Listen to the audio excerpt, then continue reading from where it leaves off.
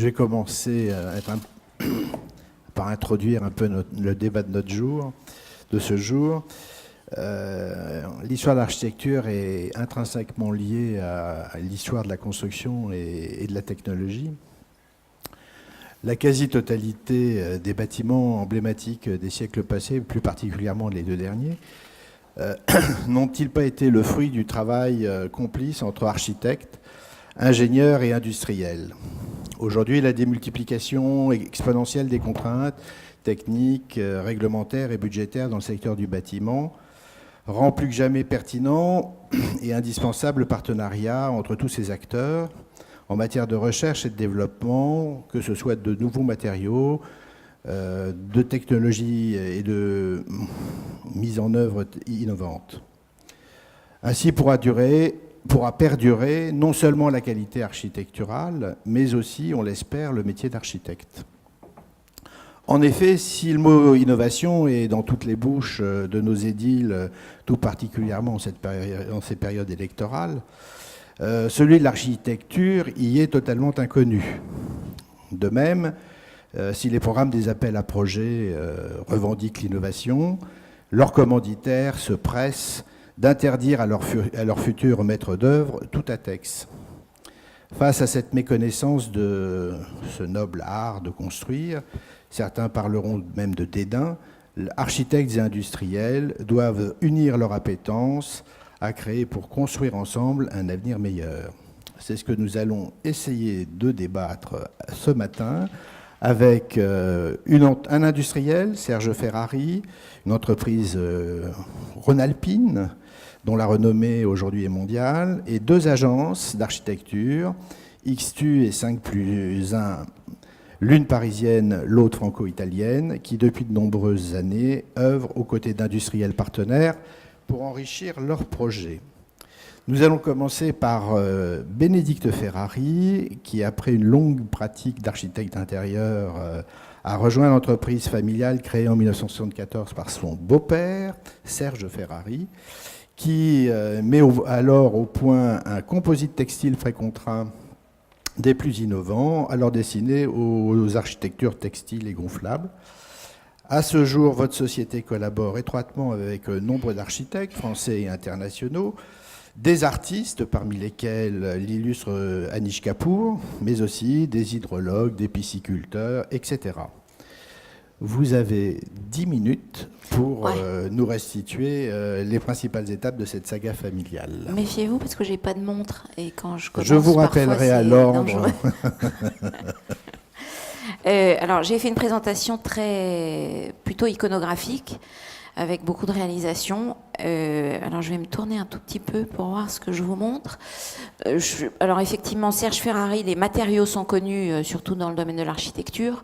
Donc tous ici, vous devez peut-être avoir entendu parler de la marque, du nom.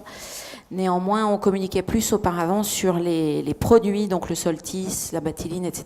Donc aujourd'hui, on regroupe tout ça vraiment en communication sous l'entité Serge Ferrari, dont je vais vous parler. Alors là, effectivement, j'ai mis en premier une des œuvres d'Anish Kapoor que nous avons faites avec lui en Nouvelle-Zélande chez un particulier qui s'est offert une petite sculpture de plus de 100 mètres de long. Alors voilà, ça marche. Donc je vous ai fait un tout petit récap pour la société, donc qui effectivement est toujours un groupe familial, créé en 1973 par Serge Ferrari, qui a été coté en bourse il y a 3 ans ou 2 ans, mais qui reste familial à 70%. Donc nous sommes, alors on est une petite ETI en fait, c'est vrai qu'on a la chance de faire certains projets très emblématiques, donc il y a souvent des gens qui me disent « Ah mais vous n'êtes pas si gros que ça en fait », et effectivement non, on n'est pas très gros. Donc on fait à peu près 156 millions de chiffres d'affaires, et on est, notre siège et la fabrication sont toujours à la Tour du Pin, en Nord-Isère, près de Grenoble, et nous sommes aujourd'hui à peu près 700 personnes dans le monde. Donc on est 400 environ à la Tour du Pin et on a des bureaux et des filiales un peu partout dans le monde. Donc voilà, je vous ai mis en Turquie, en Allemagne, en Chine, on a plusieurs bureaux, on a 3 bureaux en Chine, dans les Émirats, aux États-Unis, etc. Donc 77% de nos fabrications partent quand même à l'export. Europe et grand export. Donc voilà. Donc dans ces 700 collaborateurs, il y a évidemment une part importante pour la R&D dont on parlera, je pense, tout à l'heure, un peu plus précisément. Donc effectivement, ce qui est très important chez Serge Ferrari, c'est qu'on a une intégration verticale complète. C'est-à-dire qu'effectivement, on conçoit non seulement les membranes, mais on conçoit aussi les machines et on fabrique nos propres machines pour ne pas être copiés. Donc on conçoit tout de A à Z, on fabrique nos fils, on les tisse, on les enduit, on les extrude en fonction des procédés recherchés. Et ensuite, après les avoir vendus et les installés, on est capable de les recycler puisqu'on est le seul fabricant au monde capable de recycler les supports polyester PVC. Les nôtres, bien sûr, mais ceux de nos confrères également, et même tout support en fait PVC, même qui n'a aucun lien avec l'architecture. Hein, je n'ai pas le droit de citer certaines marques de maroquinerie un peu marron foncé, mais par exemple, on les recycle aussi. Voilà. Donc et après, on recrée de la matière première qu'on réutilise, on refait des applications, donc notamment avec le polyester, on recrée des sous-couches de toiture végétalisée. Alors, ce que Lionel a évoqué rapidement tout à l'heure, la particularité, la spécificité des membranes Serge Ferrari, c'est la technologie du précontraint, donc qui a été mis en place par Serge Ferrari, donc mon beau-père, qui est un petit bonhomme absolument génial, petit en taille, mais qui est extraordinaire et qui est un inventeur incroyable. Il a notamment inventé la rubalise, le rouge et blanc, le petit truc rouge et blanc de tous les chantiers. Malheureusement, il ne l'a pas déposé. Donc voilà, il avait en tête, il venait d'une entreprise déjà familiale qui avait déjà 3 générations ou de tisseurs, mais qui faisait des tissages de vêtements, beaucoup de tissages après de montgolfières, de voiles de bateaux, notamment pour la Coupe América, pour le Baron Bic. Et puis il était obsédé par cette technologie du précontraint, donc il a quitté en claquant la porte un peu, enfin ils l'ont mis dehors surtout, l'entreprise familiale initiale, et il a monté Serge Ferrari avec cette idée du précontraint qu'il a mis au point. Donc il est parti quasiment tout seul, et il a réalisé cette technologie. Donc on est toujours seul au monde capable de faire ça, qui est un principe assez simple, hein. C'est comme un béton en fait, hein, mais on précontraint la matière pendant l'induction, donc on tire dans les 2 sens. Une fois que la matière est tissée et qu'on l'enduit, on tire dans les 2 sens, dans la chaîne et dans la trame. Et pour ce faire, il a mis au point on va dire des petites pinces, des machines que nous fabriquons, voilà, pour ne pas être copiés. Et donc ça donne effectivement à nos membranes une stabilité dimensionnelle absolument incroyable et une résistance très très importante. Voilà. Bon, ça c'est Texiloop, je fais un petit aparté, mais c'est pour Texiloop, c'est notre branche donc qui recycle, qui a 15 ans déjà, qui n'est pas encore tout à fait rentable, mais c'était un investissement, un pari de la part de Romain Ferrari, qui est le directeur général de la boîte, donc un des 2 frères, qui lui est notre petit bonhomme vert et qui est obsédé par le recyclage et par l'environnement, qui a une fondation à titre privé d'ailleurs, et qui donc a mis au point, au départ avec Solvay, un procédé assez secret de séparation, de dissolution séparative. Donc on est capable, à partir de petits morceaux de bâche et de membrane, de redissocier le polyester du PVC et de recréer de la matière première. Donc ce qui est quelque chose d'assez étonnant. On est présent, alors évidemment, les architectes sont au courant, on est présent dans le bâtiment, près, on va dire, 35% de notre activité, mais on est présent aussi dans l'industrie, parce que parfois les gens savent un peu moins. Donc, je vous ai mis un peu donc tout ce qui est structure modulaire, tout ce qui est bioénergie. On est très présent dans les stations d'épuration des eaux de Veolia, on est très présent dans tout ce qui est gazomètre, lac artificiel de haute montagne, on est leader européen, enfin voilà, il y a plein de choses différentes. Et on est présent aussi pas mal en mobilier extérieur, donc toutes les chaises La Fuma, les chaises Fermum, tous les fabricants de mobilier extérieur, et beaucoup dans le yachting aussi. tout ce qui est taux, bimini, recouvrement, voilà, enfin beaucoup de choses. Donc vous nous connaissez sûrement plus pour l'architecture, mais on n'est pas présent que dans l'architecture. Voilà. Et après, je vous ai mis surtout des photos. Alors, je pense, est-ce qu'il marche le pointeur? Ouais, nickel. Je vous ai mis surtout des photos en fonction des marchés sur lesquels on est présent. Donc, par exemple, la protection solaire. Ça, je pense que tout le monde connaît, hein, Gardens by the Bay à Singapour. Donc, on est présent sous toutes les formes de protection solaire, Storban, intérieur, extérieur, vélum, voile d'ombrage, etc. Tout ce qui est habillage de façade, donc qui est aussi pour nous une protection solaire, mais fixe. Donc, on habille les façades de membranes donc qu'on peut mettre, puisqu'on est toujours souple, qu'on peut mettre sous n'importe quelle forme et qui permettent d'avoir une protection vraiment de l'intérieur du bâtiment, mais tout en gardant une transparence et une visibilité sur l'extérieur. Alors oui, je pourrais vous dire un peu ce que c'est. Ça, c'est un car park à Cardiff. Ça, je trouve ça assez drôle. C'est le centre des impôts qui a choisi du doré en Martinique. Et ça, c'est un très grand club de golf en Espagne. Voilà. On fait aussi, donc, il y en a qui connaissent bien ici, du Stamisol, qui est un produit imper-respirant. Donc, c'est la petite membrane qui est verte, là, qu'on met sous des façades ajourées en bois, en métal, ou des façades transparentes en polycarbonate. Donc, qui est comme le Gore-Tex du bâtiment, donc qui est une membrane imper-respirante, qui est donc étanche, mais qui laisse passer l'air. Voilà, donc ça c'est très technique et on a la même chose en fait pour les toitures de haute montagne au-dessus de 900 mètres d'altitude. Donc là aussi c'est très pointu. Bon, ça vous connaissez sûrement, hein, tout ce qui est toiture tendue. Donc ça c'est le stade OmniLife de Guadalajara de Jean-Marie Massot. Ça c'est Shanghai, il y a 7 hectares de foires couvertes. Alors l'intérêt de nos matériaux précontraints, sur des membranes, par exemple, comme le stade, on est à peu près à 20 tonnes de résistance au mètre. Donc, ça fait quand même pas mal. C'est vrai qu'on est toujours plus cher que les autres. La grosse différence avec les autres, par exemple, pour les stades, c'est parce que c'est un coût important. Nos confrères quand ils installent une toiture de stade, une couverture de stade, ils sont obligés, 1 an après, de renvoyer une énorme équipe pour retendre complètement la toiture, alors que nous, il est installé une bonne fois pour toutes et on ne revient pas dessus.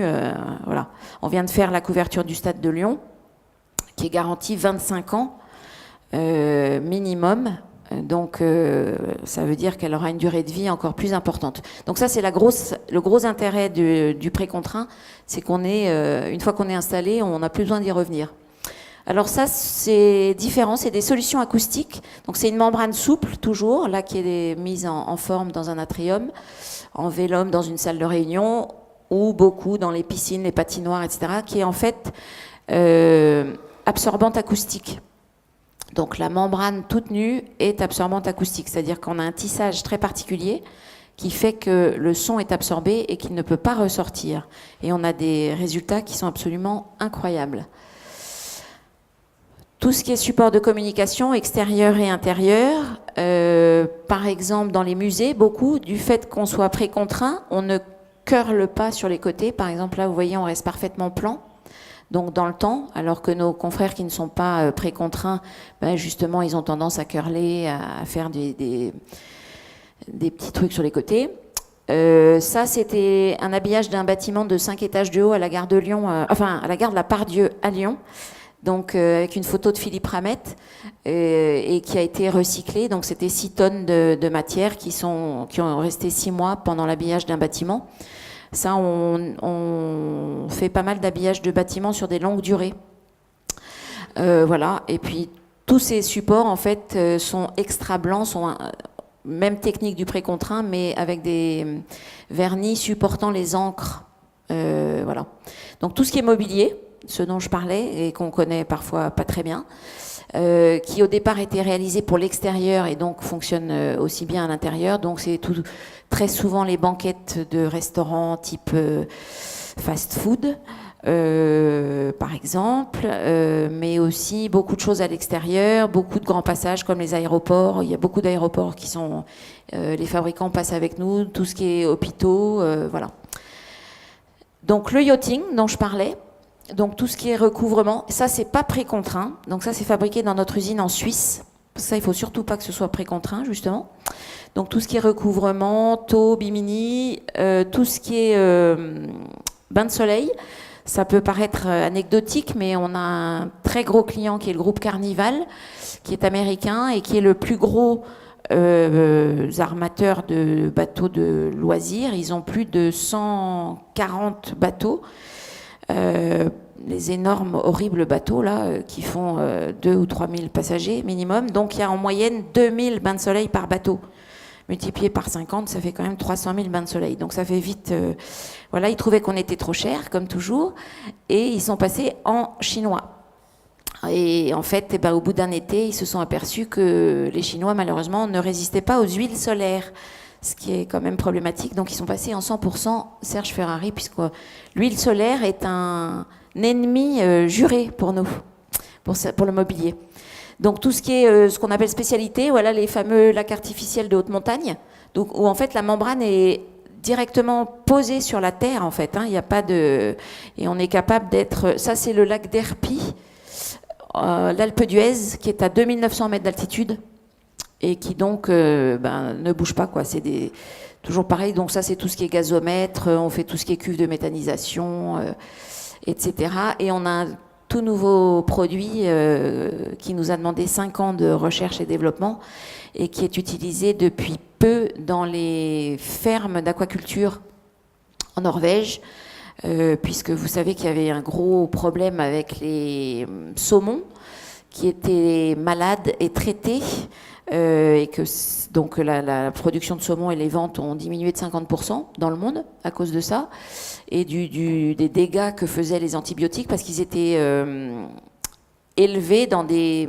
grosses piscines, mais en filet en fait, donc ajourés, et quand ils les soignaient, pardon Alfonso, je te tourne le dos, quand ils les soignaient, les antibiotiques partaient pas seulement dans le filet, mais sortaient partout, et les déjections des poissons aussi créaient un problème pour l'environnement.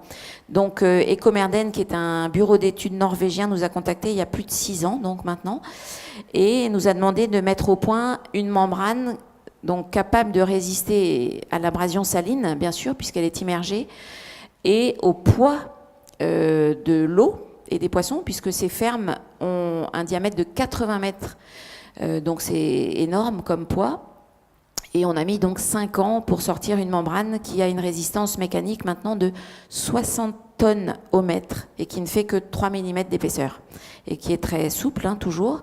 Et donc du coup, ça permet de soigner les poissons s'ils ont besoin de l'être sans contaminer le reste de la mer. Donc ça y est, c'est en train de partir un peu partout. Mais donc nous, c'est vrai que la R&D, c'est souvent des projets à très longue haleine. Je me dépêche, Lionel. Voilà. Ah bon, d'accord. Structure modulaire, voilà, gonflable. Ça, c'est par exemple pour la 380, pour éviter de déposer des permis de construire. Anish Kapoor, je l'ai mis parce que je pense que vous l'avez tous vu, Léviathan, Monumenta 2011, c'est 14 mois de recherche et développement pour nous. Il est arrivé avec un petit coup de pinceau sur un papier craft et il nous a dit « je veux ça ». D'accord. Donc on a cherché quand même pendant 14 mois pour obtenir ce résultat. Ça, c'était une autre demande de sa part pour Versailles et c'est un autre procédé. Là, on a travaillé sur les vernis, mais c'était quand même un petit peu moins complexe. Et puis après, alors je vais passer très vite. J'ai combien de minutes ? Une.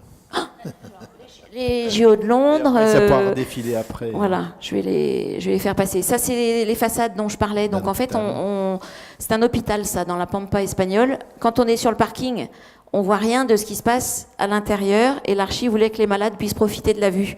Donc là, en l'occurrence, c'est la même chose, mais dedans et dehors. Donc voilà, c'est pour montrer Et le soir, évidemment, c'est l'inverse. Donc ça, c'était un parti pris architectural et le bâtiment prend vie le soir quand il s'allume. Bon, des voiles, voilà, tout ce qui est protection solaire sur des bâtiments un peu atypiques. 2 cirques sur 3 dans le monde, c'est du Ferrari. Les stades, le FBI à San Diego, Je sais jamais si c'est le FBI ou la... Ça, c'est de l'acoustique, justement. C'est Chabannes, ça, dans des piscines. Absorption acoustique, ça, c'est un petit bateau que j'adore. C'est un tout petit projet, mais je l'aime bien, au Pérou. Donc, juste la couverture. Voilà. Et on gère la couleur aussi très, très bien grâce à notre équipe de recherche et développement. Voilà. Je m'arrête. Je vais dire tout de suite, parce que ce n'est pas Serge Ferrari qui a fait la couverture du Louvre-Metz. Non. Non, je disais ça parce qu'il y avait la petite couverture sur le bateau qui rappelait un petit peu la coussette. Ouais, non, c'est pas nous. Et qui a eu des petits soucis. Et il n'y aurait pas eu de soucis si ça avait été vous. Non. Bon. Enfin, voilà. ils ont quand même eu 2 fois de malchance, mais bon. Bon.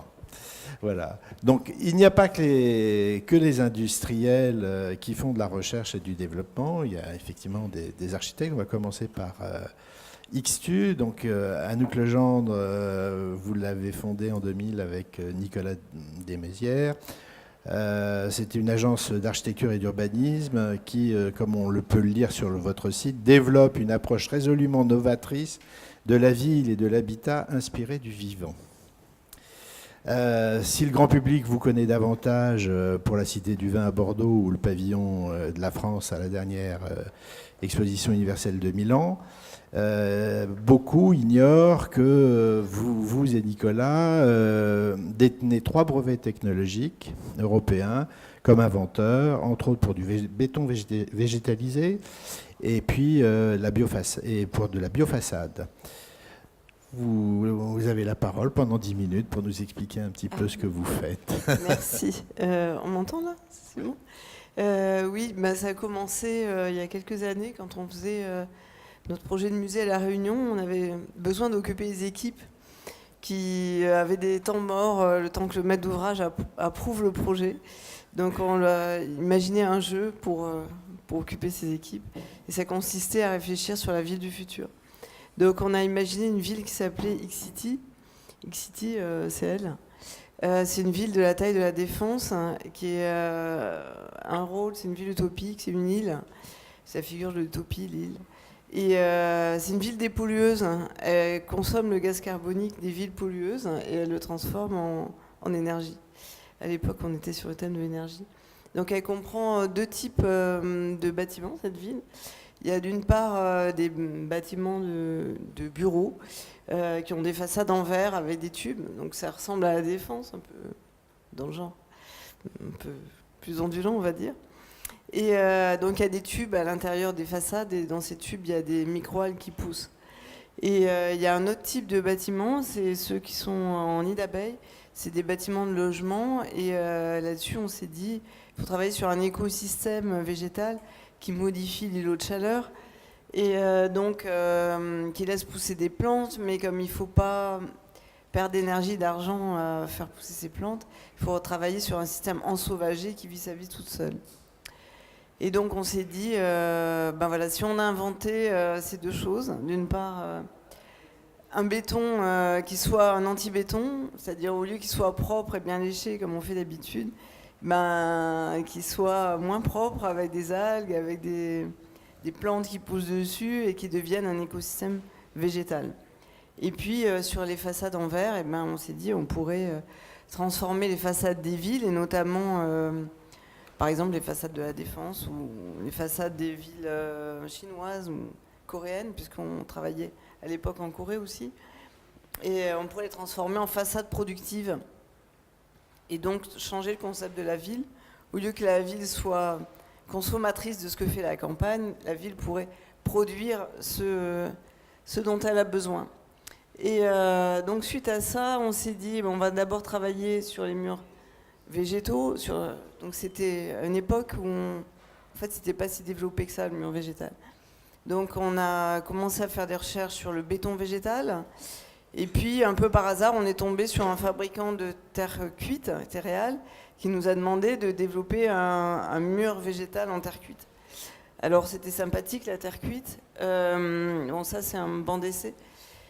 Un pilote sur le toit de la RVP. C'était sympathique, la terre cuite, parce que la chimie de la terre cuite est quand même plus sympathique aux plantes que la chimie du béton, qui, elle, est hostile.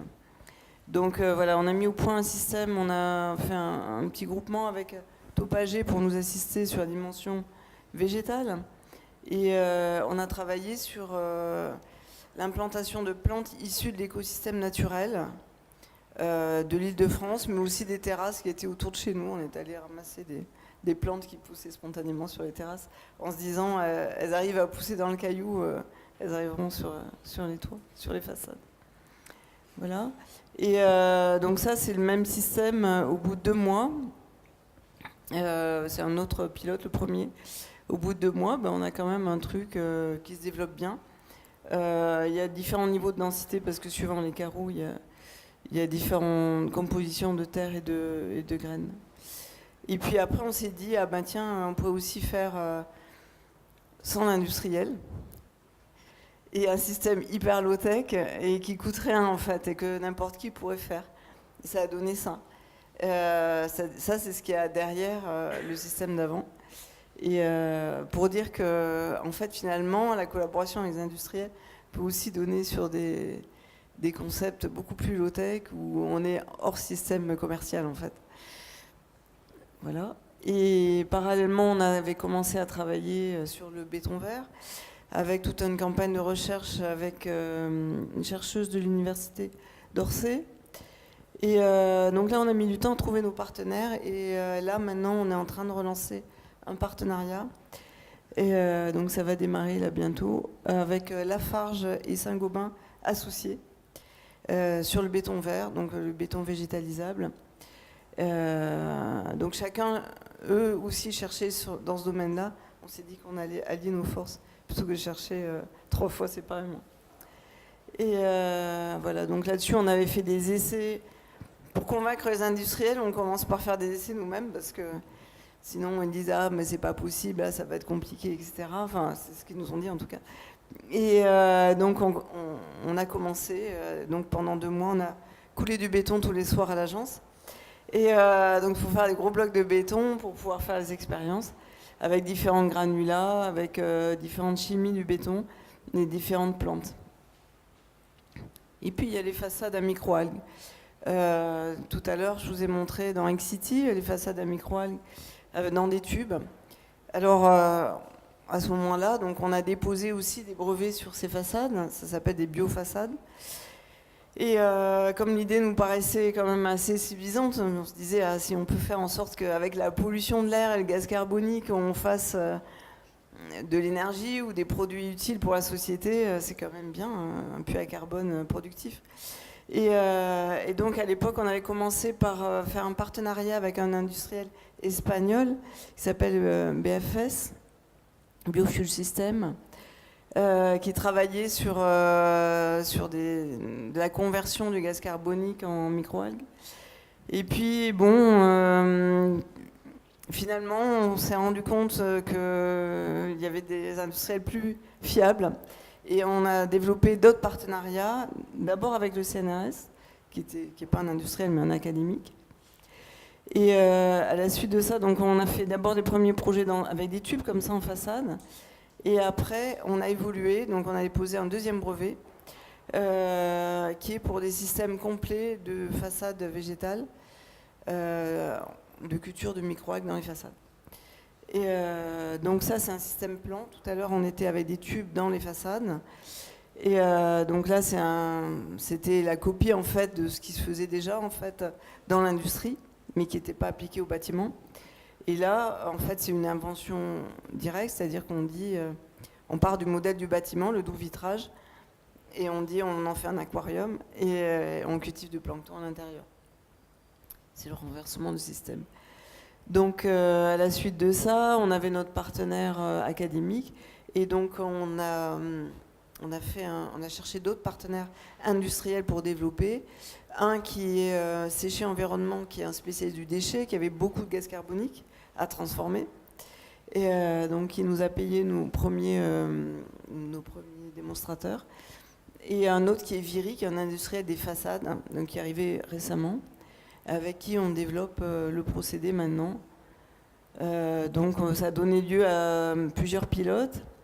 Donc, celui-ci, Algo Nomade, que vous avez sûrement vu sur la place de l'Hôtel de Ville, et à l'Arsenal. Donc il y a une petite maison avec des façades à microalgues pour montrer comment c'est de vivre derrière des algues dans la lumière verte. Et voilà, avec ça on peut faire des bâtiments entiers, même des bâtiments vivants, puisque finalement la façade elle est vivante, puisqu'il y a des microalgues dans la façade. Et quand les microalgues changent de couleur, parce que nos différentes étapes de la production et de la récolte, elles sont amenées à changer de couleur, du moins certaines, elles peuvent passer du vert au rouge par exemple, et ben le bâtiment lui-même change de couleur, et donc c'est quelque chose de vivant. Et tous ensemble, on a gagné ce projet de réinventer Paris. Et donc, ça s'appelle InVivo, donc c'est le site M5A2 derrière l'école d'architecture dans le 13e, avec des façades à microalgues, en capteur plan, comme on vous l'a montré tout à l'heure. Donc ça, on est en train de le faire. Et alors, il n'y a pas la photo là, mais on a réalisé aussi un pilote industriel. Il y a différentes étapes dans le développement d'un procédé. C'est compliqué sur les façades parce qu'il y a des enjeux d'étanchéité, de clos couverts, d'assurance, etc. Donc de même qu'on a fait 2 pilotes petits comme celui que je vous ai montré, on a fait aussi un pilote industriel plus grand qui est pas photographié là, mais qui est sur une tour du CSTB à Marne-la-Vallée. CSTB, c'est cet organisme qui certifie tous les produits du bâtiment. Il y avait une tour désaffectée qui nous a prêté pour qu'on change la façade et qu'on mette des façades à algues à la place. Et donc, c'est parce qu'il y avait ce grand pilote qui a permis de tester tous les automatismes, parce que tout ça, c'est des façades automatisées qui fonctionnent toutes seules et qui sont commandées depuis un téléphone portable. Voilà, donc on a fait ce pilote-là, il fonctionne, et c'est grâce à ça qu'on a pu gagner celui-là, qui sera finalement le premier projet commercial avec ces façades à microalgues. Donc ça, c'est un peu tout ça, c'est la suite du projet utopique du début. J'ai juste mis ce dernier, qui était un projet qu'on avait fait pour le ministère de l'Agriculture à Paris. Donc on avait fait un partenariat avec un industriel des biotechnologies qui développait il produisait des molécules pour la médecine, pour la pharmacie, à partir de plantes rares qu'on n'a pas le droit de tuer. Et donc il exploitait ces plantes rares en extrayant les produits et les molécules utiles des racines par un procédé qui lui permettait de garder la plante vivante. Donc c'était de l'aéroponie, c'était de la super biotechnologie. Et donc il était notre partenaire, on avait fait des serres avec lui sur le toit. Il était investisseur, co-investisseur avec nous et nous accompagnait pour ce projet. Pour lequel on avait été lauréat. C'était des plantes à traire, voilà. Et qui produisait une substance qui valait une fortune Voilà, en fait, il produisait des anticancéreux. Et alors, nous, on avait développé un projet qui permettait d'optimiser ça à partir du bâtiment. Alors, comme ça coûtait très cher, c'était bien d'être sur le toit d'un bâtiment parce qu'il y avait d'énormes problèmes de sécurité sur la valeur de ce qui était produit, des plantes. Et d'autre part, on boostait la production des plantes puisque c'est dans des serres. On sait que dans les serres industrielles, les plantes sont boostées au gaz carbonique. Et donc, on avait fait un système architectural qui permettait d'approvisionner la serre en gaz carbonique, et notamment les cheminées solaires que vous voyez là, donc qui permettaient d'évacuer tout l'air chaud du bâtiment, qui faisait un circuit en boucle dans les serres. Donc les plantes nettoyaient l'air. Et voilà, donc c'est la respiration des humains dans les bureaux qui permettait de fabriquer les anticancéreux. C'était quand même une belle histoire. Qui était aussi une façon de montrer une vision prospective de l'agriculture. Voilà.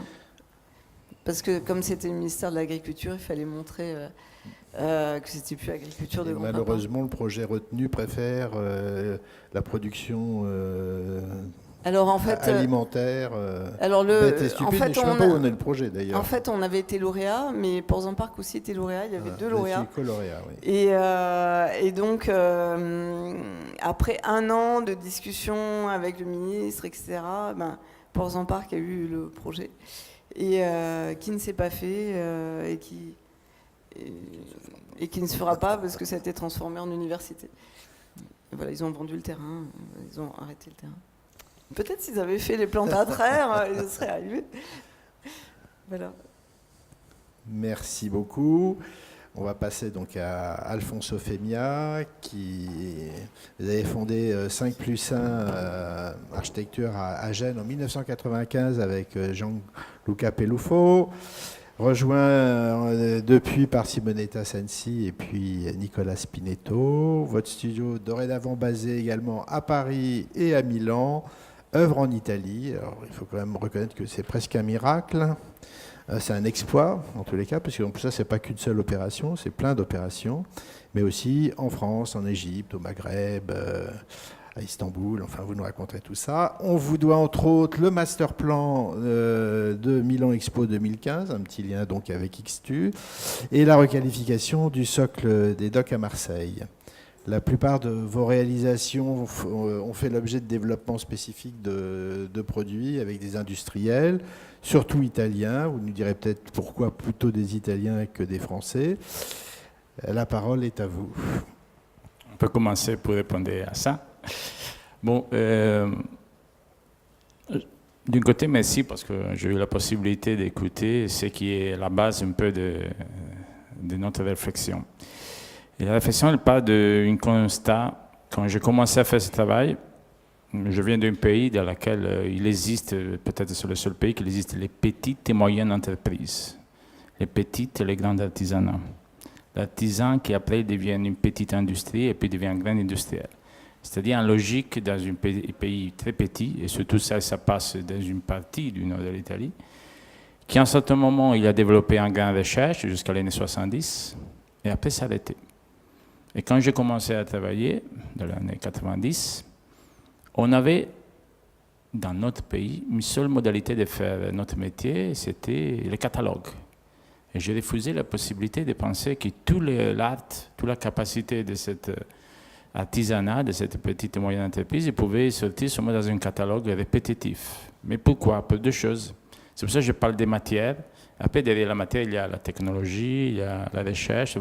Mais la matière, c'est quelque chose qui parle d'un lieu, d'une histoire, d'une technologie, d'une recherche. Et surtout parce que, comme on a vu, les industriels, ceux qui deviennent industriels, c'est très important parce que la plupart de sa recherche, il va terminer dans un produit. Mais ce n'est pas tout. Parce que le produit qu'il va développer, c'est la réponse en marché, en exigence, mais il y a une richesse derrière cette richesse énorme. Et la mentalité de sortir sur un catalogue dans une modalité commerciale internationale, ça fait perdre toute cette richesse-là. Donc on a commencé à développer un concept qui part de cette matière-là, la céramique, la terre cuite. On a commencé à travailler avec une artiste, qui c'est un artisanat, très petit, à côté de Gênes.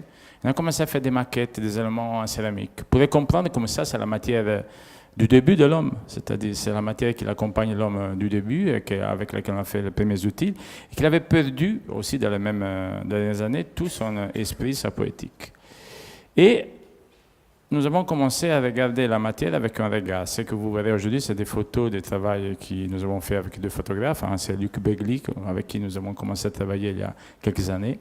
Et que cette maquette, c'est une maquette d'un bâtiment à Milan, ça exprime un peu la modalité de changer le point de vue et comprendre comment c'est nécessaire pour tous, pour les maîtres d'ouvrage, pour l'entreprise, pour l'industriel, perdre un petit peu de temps pour dialoguer sur la matière. Et pour mettre en valeur ce que chacun ils connaissent, mais le porter sur le projet.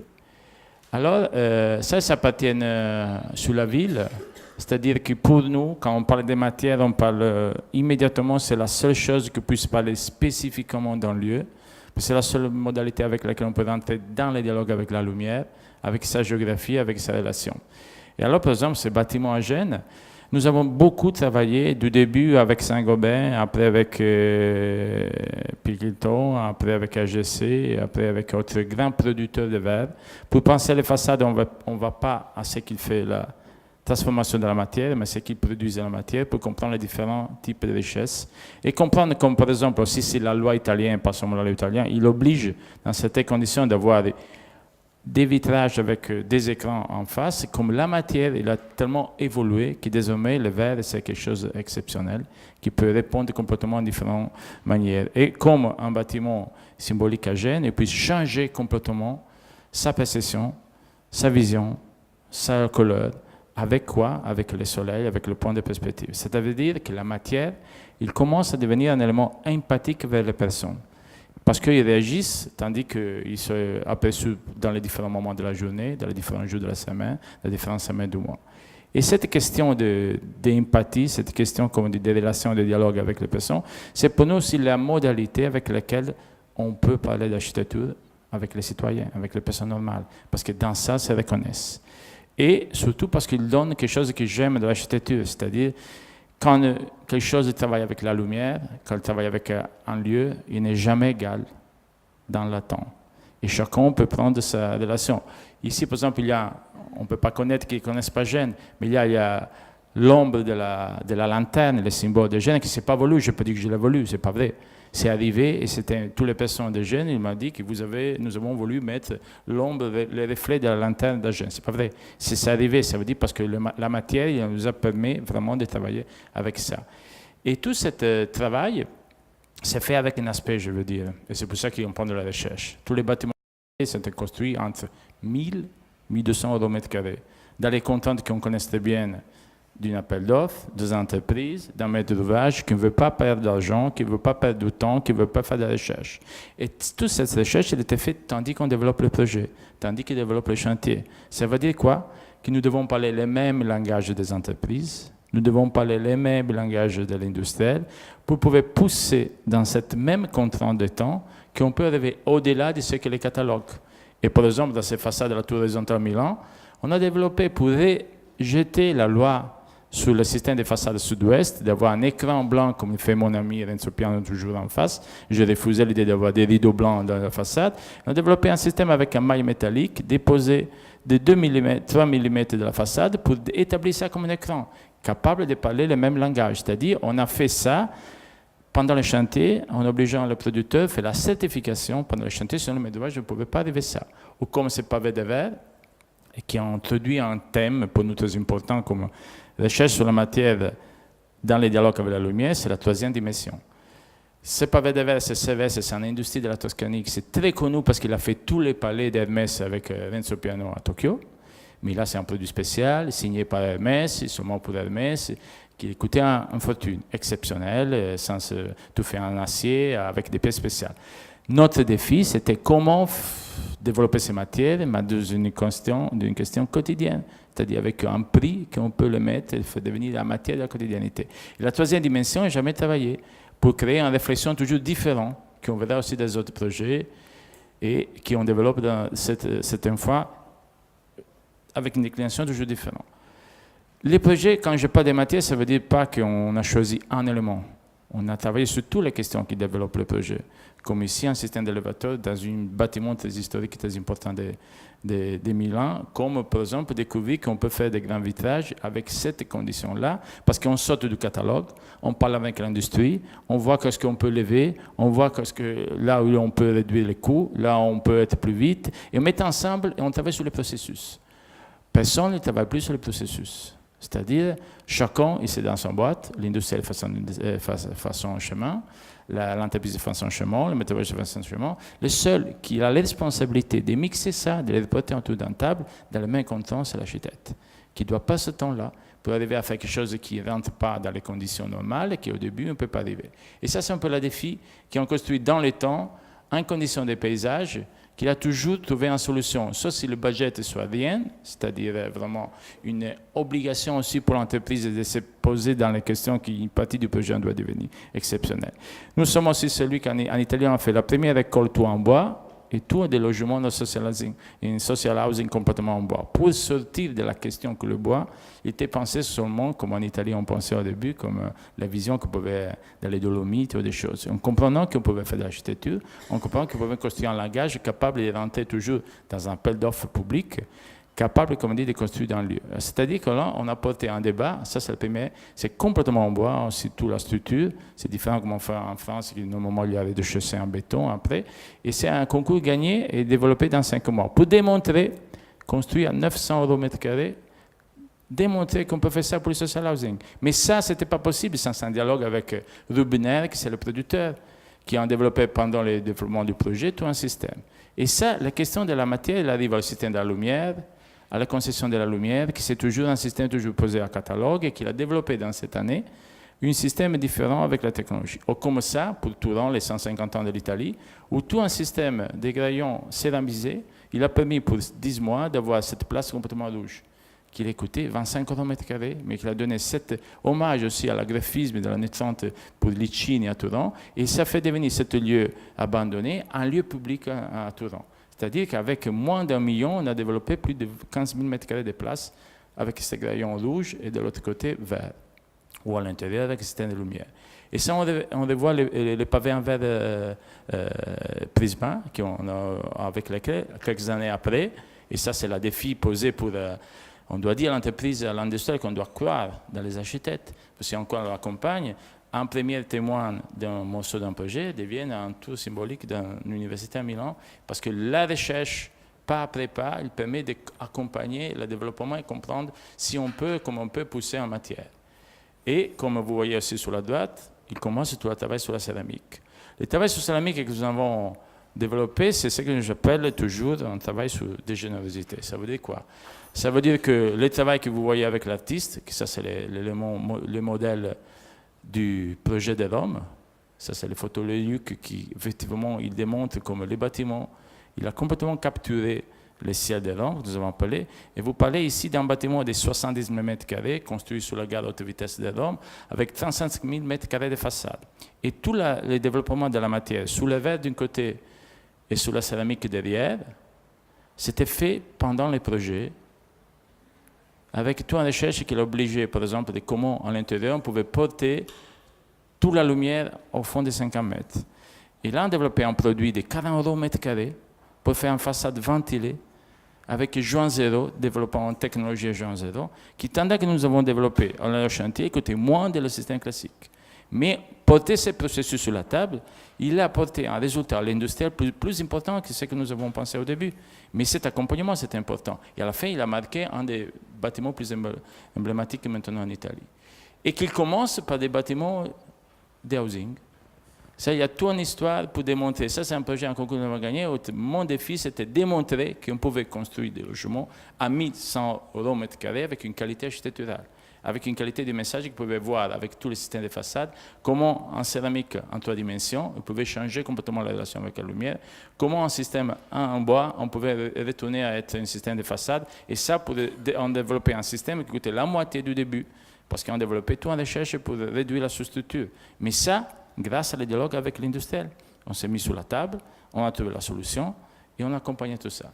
Et à la fin, aussi, on arrivait avec ce bâtiment pendant la crise, les personnes ont habité ça, ils ont abandonné des autres lieux qui étaient, comment dire, sortis du catalogue, parce qu'il avait, comment dire, une empathie avec le lieu, qu'il a compris un peu la matière, comme la matière rentre vraiment dans le dialogue avec les personnes. Et ça, c'est arrivé à côté de Milan, on est à Brescia, et on a porté aussi cette expérience à Paris, cette année avec EFAGE, où ici nous avons décidé quoi?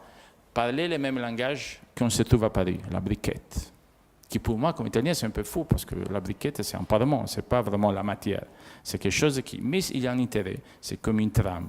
Et on a commencé à travailler avec 2-3 types de trames de briquettes, mais après on a introduit, avec l'idée d'introduire l'identité, des cadrages blancs, là c'est simple, mais des cadrages, vous commencez à voir fait avec un artiste. Mais attention, ce n'est pas une œuvre d'art.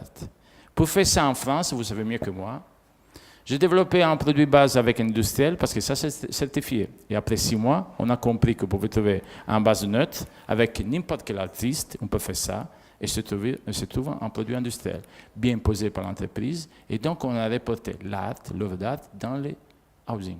C'est simple, avec des prix industriels avec l'entreprise. Et à côté de ça, on a introduit aussi le pavé de verre introduit jusqu'à la fin où il y a tout le système industriel. Et les bâtiments, ils parlent avec la lumière, ils décrivent qu'on saute dans la nid d'abeilles indifférent parce que chacun peut se identifier ou dans la fenêtre avec le cadrage en céramique, au blanc, ou la céramique en ciel, et les bâtiments réfléchis à la lumière. Et je vais terminer avec cette histoire de Dox, qui c'est une histoire vraiment liée à la matière. Je ne veux pas raconter beaucoup de choses, mais je veux dire, par exemple, quand je prends ces photos-là, là, il y a un cadrage où, quand nous sommes comme partis du début, les miroirs au milieu et à côté du gecko, ils devaient être en acier parce qu'on ne trouvait pas notre matière, mais je refusais l'idée de l'acier dans la Méditerranée. Et donc, je suis allé à Murano, dans une usine qui est à 851, et dit, vous pouvez coller les verres naturellement pour faire donner une idée des miroirs. On est arrivé à porter des pièces de Murano dans cet élément qui travaille avec de la céramique fait Albisola, avec un filet qui était fait en France, avec des geckos fait Albisola, avec des pots faits à Florence. C'est-à-dire qu'à Marseille, il y a un voyage sur la matière qui met ensemble 7 types de bleus développés par Casagrande Padana, qui c'est une boîte industrielle qui fait 100 000 mètres carrés chaque jour. Et j'ai obligé de s'arrêter pour 800 mètres carrés, pour faire la recherche, pour développer tout en couleur, pour développer un système de pose qui était développé à Aubagne avec un Français et avec un système capable de comprendre parce qu'on avait besoin de ces nuances. Il y a cette avec feuille en céramique qui était fait par l'artiste, porté à Casagrande parce qu'il pouvait être un produit industriel, sinon on ne pouvait pas faire un façade comme ça en France. En Italie, oui, mais en France, non. Mais là, on doit parler la même loi, le même langage. Et donc, on a eu l'optimisation, la certification CSTB, on a convaincu tout, et à la fin, artisans, artistes, boîtes industrielles, entreprises, bureaux de contrôle, ils parlent tout le même langage, ils arrivent au but et construisent un paysage nouveau avec les mêmes coûts, qu'il arrive jusqu'à la transparence de la lumière et à la grande façade, qui semble banal, mais aussi ça, il y a un travail fait avec l'alu qui raconte, comme le bâtiment des docks, il parle de Marseille, de son histoire, à travers la lumière, à travers la matière. Et c'est pour ça que la matière, on doit donner droit à la matière, parce que nous appartiennent à tout, à travers un dialogue qui permet de remettre la valeur de ce qu'il était toujours dans l'histoire de l'homme. Merci. Bon, nous avons donné beaucoup de temps, mais je pense que la démonstration est assez parlante, c'est-à-dire dans sa diversité.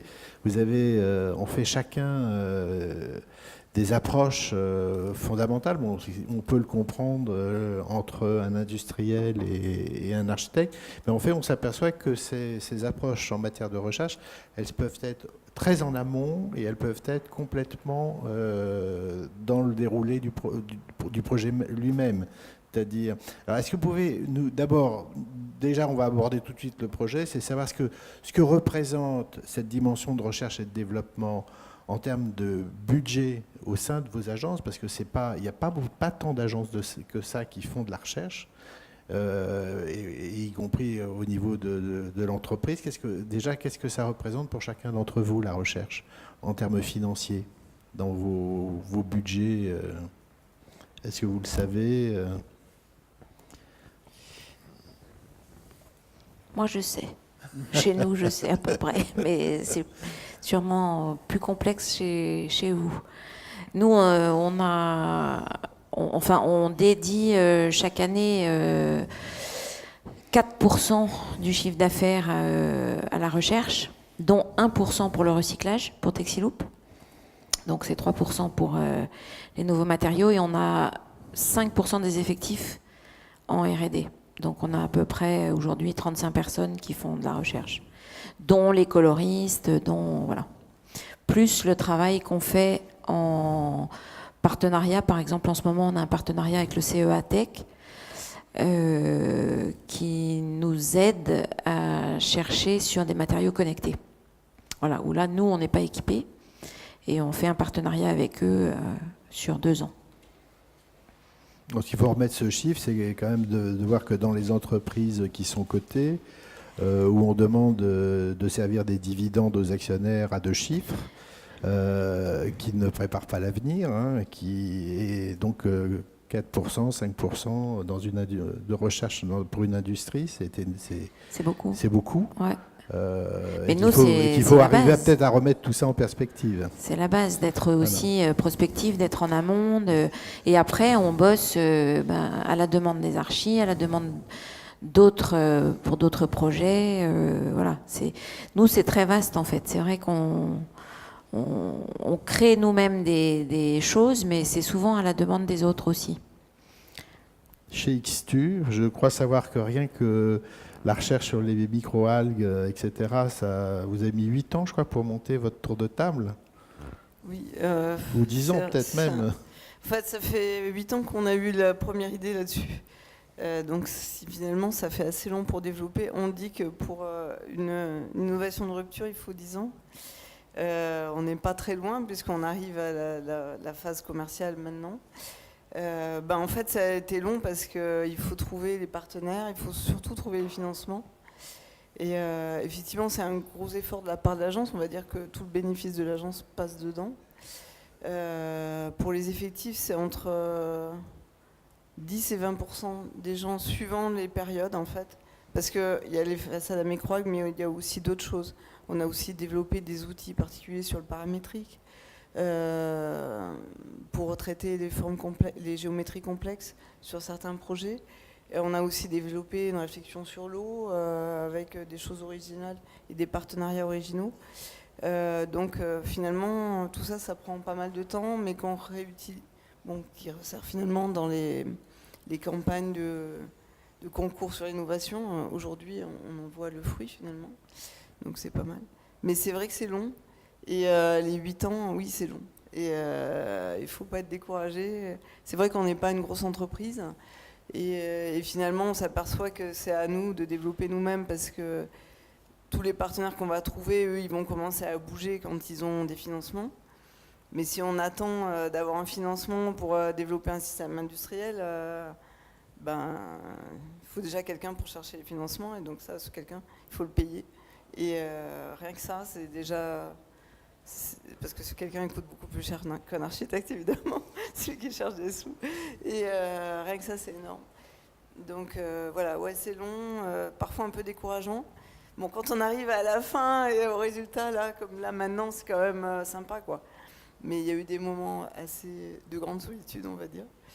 Et qu'est-ce qui motive une agence à tenir aussi longtemps, à investir aussi longtemps sur ses fonds propres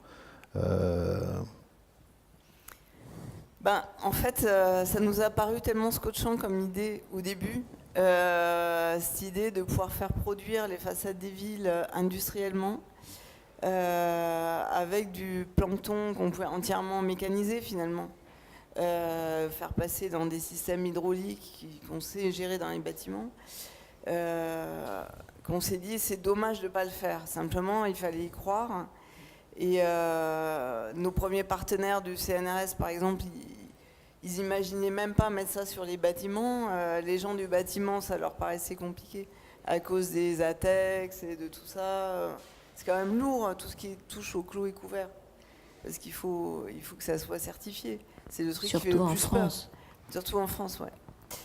Et finalement, ce qui a, assez curieusement, ce qui a fait qu'on a continué à se battre, c'est d'abord, on avait déposé les brevets, on les a eus.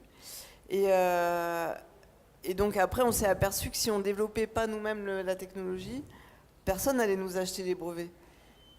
Tout le monde croit que les brevets, c'est merveilleux, mais les industriels, ils attendent que le brevet soit périmé pour développer le projet, évidemment.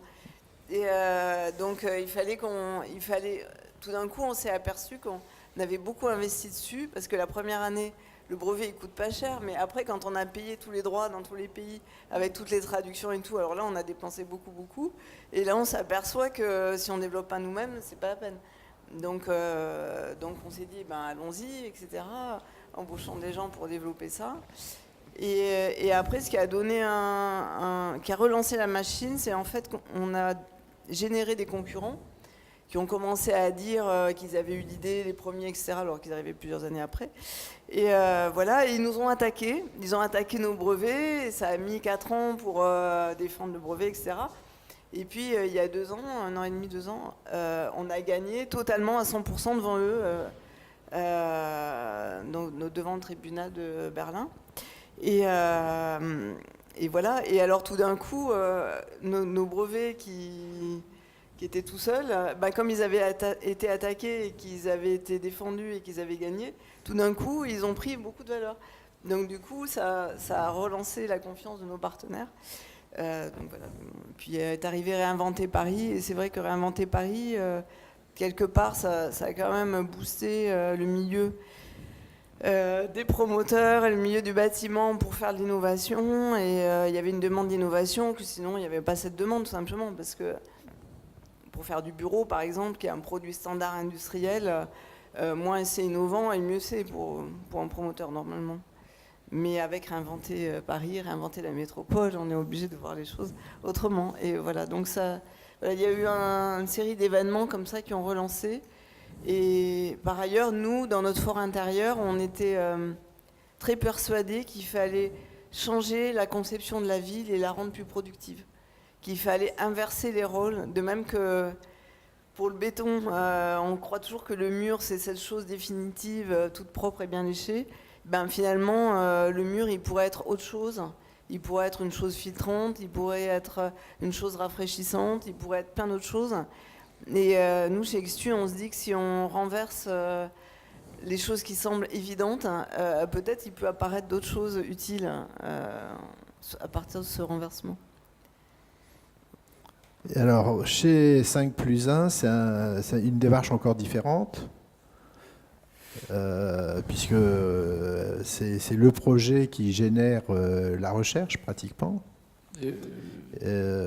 ou qui vient poursuivre la recherche, puisque, en fait, on s'aperçoit qu'il y a des successions, enfin, il y a des suites de développement, de projet en projet, par exemple sur la céramique, il y a des produits récurrents, mais puis il y a des produits totalement, on a vu, on est dans le bois, on est dans la cloison, on est dans la céramique, on a des sujets très différents. Mais...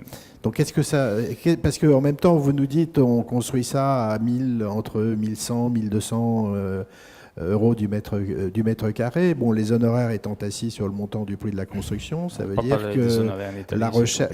que la recherche, qui la paie, c'est donc vous, évidemment. Mais d'un côté, moi, quand je parle des dialogues à page de matière, je dis qu'on doit trouver, comme je dis, des camarades de voyage sur ça parmi les industriels. C'est-à-dire que moi, je cherche toujours ceux qui ont la même approche. Eux, on a beaucoup. Et la même approche, ça veut dire qu'on doit investir tous les deux.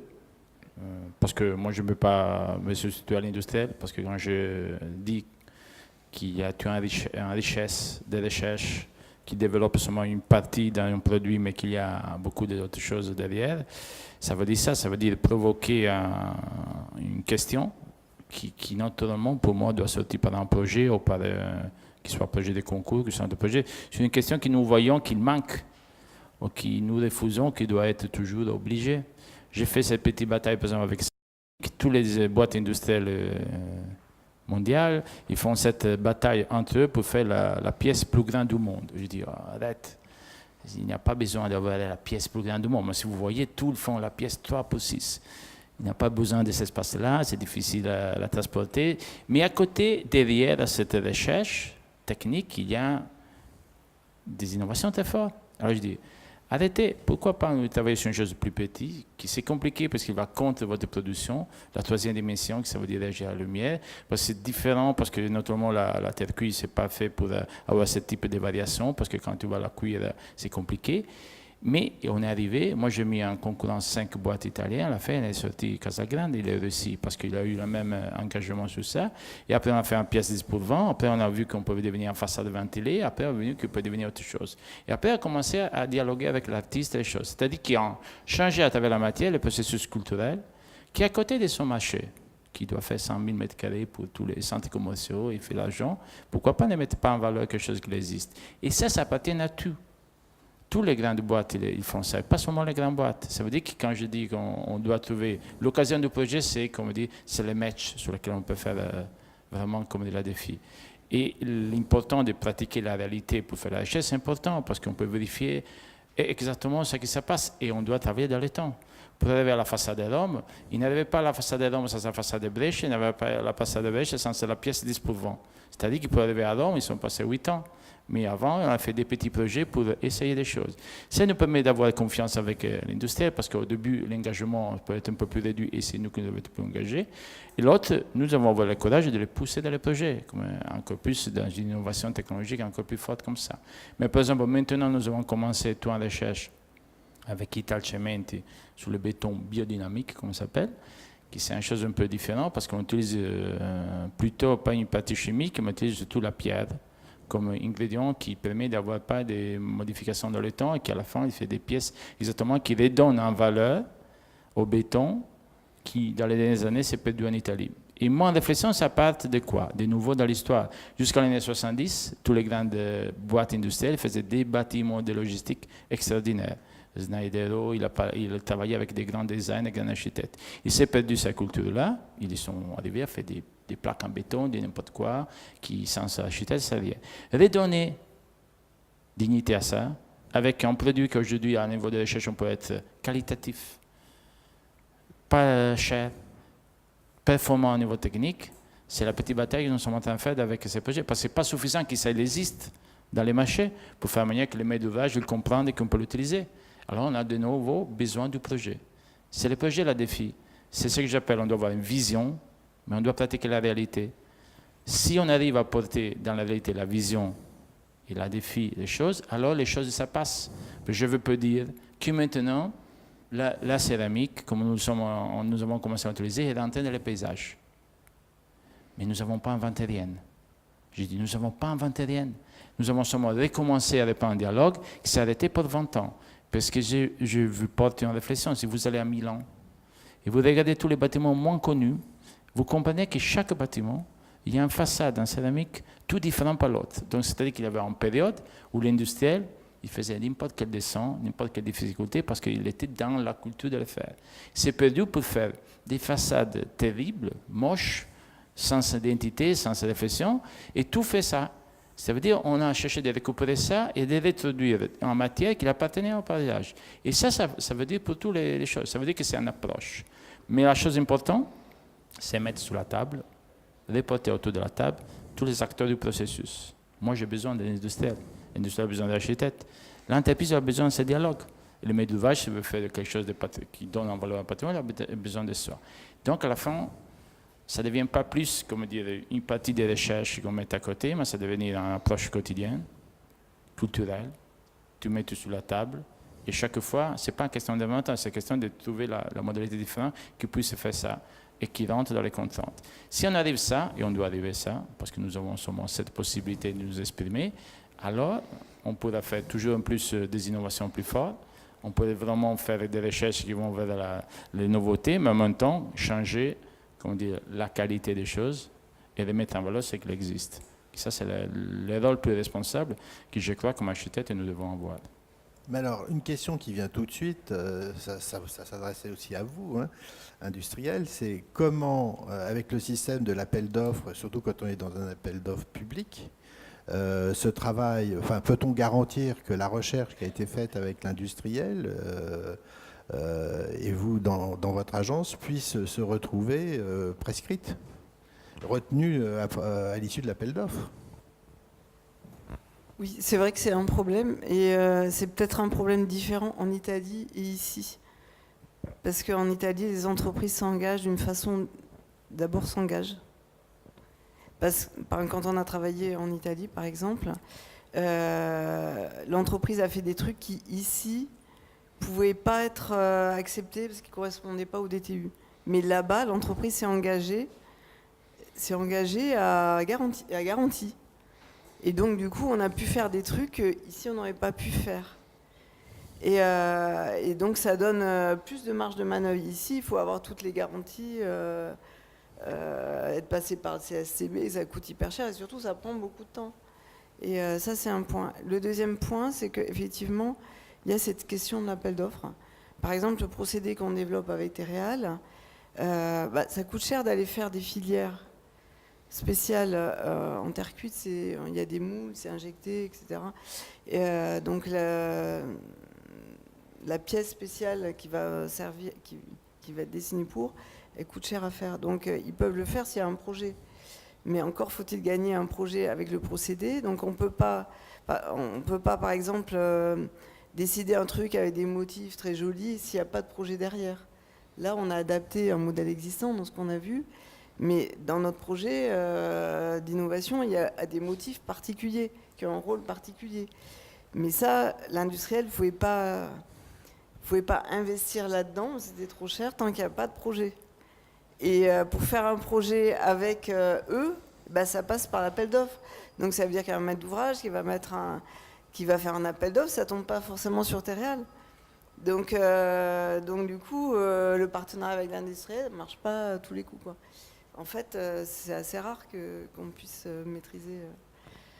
C'est pour ça que je dis qu'on doit être des camarades de voyage, parce que si on pense d'avoir une liaison, parce que la première fois qu'on fait une recherche, on arrive au résultat, c'est pas possible. Parce que c'est dans ces mécanismes. Mais si on commence un dialogue, peut-être qu'on n'arrive pas la première fois, le temps, c'est un valeur pour développer la recherche, et on arrivera.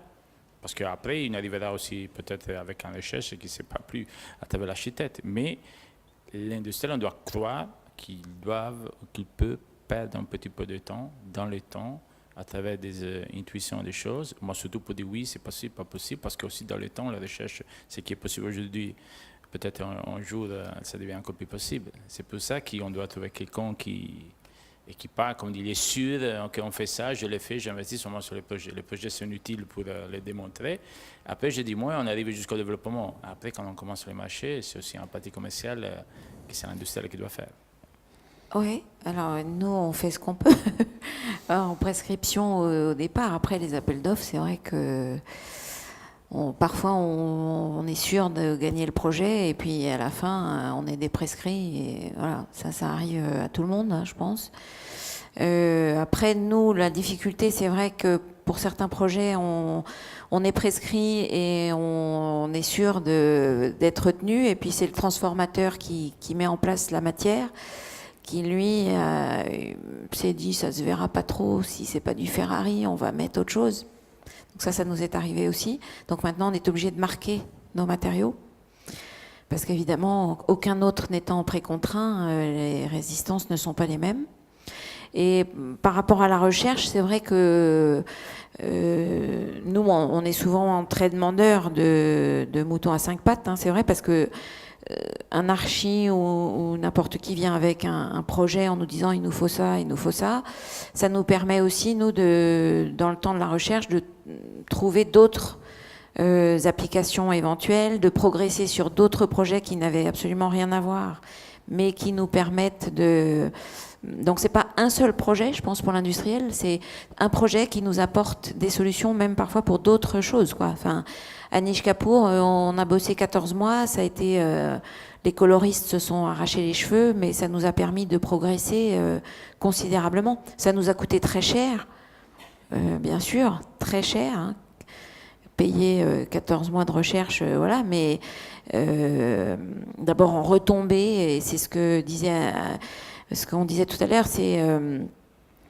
il y a des moments de doute, des moments de frustration, des moments d'épuisement, voilà, on se dit on va pas y arriver. On a quand même la foi à chaque fois. Et puis après, il y a je pense qu'il y a l'argent, bien sûr, qui est le nerf de la guerre, mais il y a aussi tout ce qui est médiatisation, tout ce qui est événement et qui permet de sortir. Enfin, nous, à Anish Kapoor, les archis nous en parlent encore. C'était en 2011 quand même. Donc voilà, et on a fait 6 œuvres avec lui quand même. Mais voilà. Enfin, la recherche, pour nous, c'est pas que sur un projet, ça nous permet d'avancer sur plein de domaines différents, en fait, qui est génial. Et voilà. Oui, c'est un système de chaîne. Après, il y a la sérendipité, enfin, c'est-à-dire le truc qui tombe alors qu'on s'y attendait pas et qui nous permet de se dire tiens, ça pourrait aller pour autre chose. Mais c'est surtout passionnant. Enfin, c'est voilà. Enfin, nous, les chercheurs, ils sont un peu quand même. Hein. Alors, ils sont pas tellement dans les sous, eux. Hein. Bah oui. Ils s'en foutent un peu. Alors, est-ce que les architectes sont formés pour s'attaquer à ce type de prospection? Parce que là, c'est intéressant. Là, on a deux formations, enfin 2 écoles, hein, l'école italienne, l'école française. En fait, vous êtes allé chercher, vous pensez qu'on vous avait donné les armes pour le faire ou vraiment c'est un vrai travail personnel Alors, ce travail pendant le chantier sur l'innovation à partir d'un produit, à partir du moment où on a l'entreprise sous la main ou qu'on a déjà l'expérience du truc, ça c'est quelque chose qui existait déjà, qui existe aussi en France. Enfin, je dirais même c'est même Piano qui a développé ça en premier. En fait. Pour nous, l'exemple c'est vraiment Piano, quoi, qui a développé des procédés avec des industriels, avec Terreal d'ailleurs. Et c'est quelque chose que on a pris l'habitude de faire, par exemple avec le bois, les formes complexes en bois, l'association du bois et du paramétrique, etc. Enfin, ça ne s'est pas fait en une fois. C'est sur plusieurs projets que finalement on a formé les gens à ça, ils se sont formés, on a fabriqué des outils en interne qui ont permis d'échanger avec les entreprises, etc. Et c'est le travail d'échange avec les entreprises qui a permis de développer. Par contre, sur la partie biologique, enfin vivant, microalgues, etc. Alors là, il a fallu tout inventer en fait. On connaissait même pas ce milieu, c'est comme si on arrivait sur la Lune, quoi, en fait. Je pense qu'en plus de ça, il y en a qui se sont dit, mais de quoi se mêlent ces architectes? Presque. Oui. Enfin, chez certains scientifiques, je pense qu'ils ont dû regarder avec des grands yeux. Oui, c'est surtout le Incongru. service des impôts qui a regardé avec des grands yeux parce qu'il a dit mais comment les architectes ils peuvent pas faire de la recherche, avoir des idées, c'est pas leur métier, c'est celui des scientifiques. Désolé, les scientifiques n'avaient pas pensé à adapter au bâtiment. Ils étaient dans leur recherche. Donc, nous on est arrivé avec des savoir-faire bâtiments qui résolvaient 50% de leurs problèmes. Donc oui. Ce qui est pas notre métier, c'est de chercher les fonds. Enfin, quand même. Pour développer les façades à microalgues, il a fallu qu'on demande des subventions. Qu'on rassemble des partenaires qui, tous confondus, on a levé 5 millions d'euros. Et eu là-dedans 2 millions de subventions. Mais les autres 3 millions, il fallait... Enfin, de toute façon, il fallait les chercher. Et ça, c'est un autre métier, oui. Et on a embauché un gars qui avait fait HEC pour développer ça, parce que c'est pas notre métier, clairement pas. Il fallait avoir la foi dans le truc, quand même. Et côté italien. C'est un autre métier, ça, je pense. Non, je ne crois pas qu'ils sont formés pour les aspects qu'on a discuté maintenant. C'est-à-dire, c'est une activité, c'est du temps qui n'est pas payé, c'est pas cadré. Et donc, au moment, la mentalité, c'est pas de pourquoi faire ces choses-là. Donc, moi, je connais par exemple des confrères qui sont très très bien. Je parlais il y a un mois sur un confrère de Milan qui fait des bâtiments exceptionnels, mais dit moi, je n'arrive jamais à faire ce que tu fais parce que je n'arrive pas à penser comment perdre du temps, à chercher. Donc, je cherche d'appliquer le mieux, que je les trouve dans les choses, parce que ça, c'est la culture. Ça veut dire que, mais c'est normal, ça ne veut dire pas qu'on doit faire autre chose. C'est la question qu'on ne se pose jamais les doutes de la question de l'évolution des choses. Aussi parce que, je répète, où il y a un principe, en culture de catalogue, qui a aussi les catalogues, l'année prochaine, c'est vieux, hein, ça veut dire rien. En plus, il n'y a pas un regard vraiment total sur les choses. Après, ça ne veut dire pas qu'il donne vraiment la réponse au projet. Et alors, il y a la culture du catalogue, il prend ce qui existe. Il y a toujours la question du projet qui doit, comme dire, décliner. Hein. Plusieurs fois, moi, je me rapproche à Bois Industriel, on prend des produits qui existent et on comprend pourquoi pas ces produits-là, on peut être simplement déclinés dans une manière différente. Ça veut dire mettre en valeur le produit qui existe. Mais ce n'est pas vrai qu'il y a une seule application possible à faire, parce que peut-être que c'est vu dans une manière différente, surtout parce qu'on doit mettre en valeur la recherche. Ça veut dire, avant d'échanger tout, il y a besoin vraiment d'une intelligence, une nécessité, et comprendre. Mais déjà, cette approche de comment les voir différemment, les décliner, c'est déjà quelque chose de très important, parce que vraiment, il commence le premier engagement. Mais je pense que maintenant, il y a plutôt une culture... On a toujours dans la culture de temps divisé avec architecture, ça veut dire la partie humaniste et la partie technologique, la technique. Et on en pense toujours quand on parle des matériaux, on est seulement sur le niveau de la technologie, et comme c'est quelque chose qui ne parle pas de l'architecture et donc de la dimension aussi humaniste et empathique seulement, c'est là qu'on doit un peu reprendre, parce qu'une façade, il nous parle si la technologie arrive à nous parler, sinon c'est une exhibition et pas plus. Et là, je pense surtout pour la culture européenne et méditerranéenne, sur laquelle je me regarde toujours, mais moi je pense que l'Europe, ça veut dire regarde toujours, doit regarder avec ces dimensions-là, on doit reprendre cette fil rouge du moment de la formation. Et ça veut dire de pouvoir retourner, à mettre sur la table, sous un moment d'information, l'expérience avec les industriels. Alors moi, Parce je que vais parfois, l'industriel, il est un peu obtus aussi, hein, quand même. Oui. Enfin, je trouve.